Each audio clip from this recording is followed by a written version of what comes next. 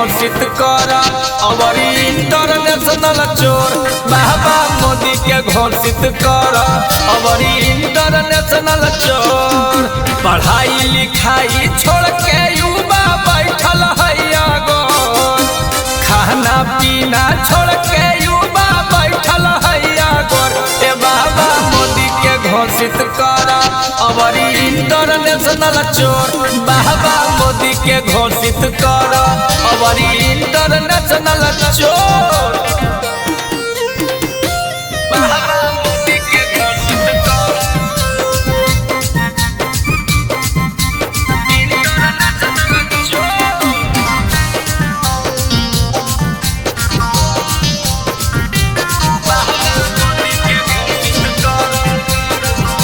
बाबा बचाला बीजेपी के नेता एको काम न करे ठीक जी। पैसा कमाइला पेपर कर दे होली कजी। बाबा बीजेपी के नेता एको काम न करो ठीक जी।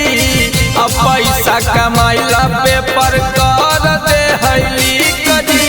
अपन नजर से देखो न देशवा चाहक कौना।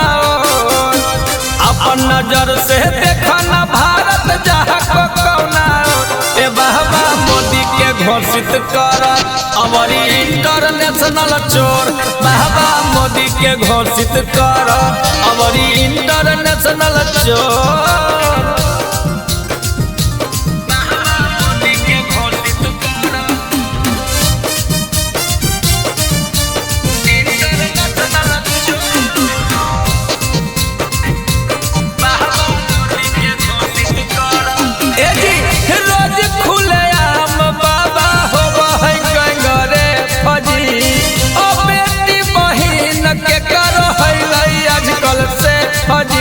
बाबा ये सब रोक ला बाबा।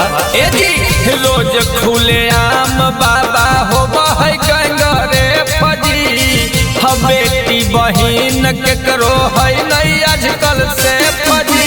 गरीब नीतिया कुंदन बिहारी पढ़ी तोरा गोर।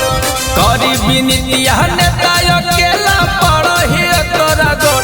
ए बाबा मोदी के घोषित कर अवरी इंटरनेशनल चोर। बाबा मोदी के घोषित कर अवरी इंटरनेशनल चोर।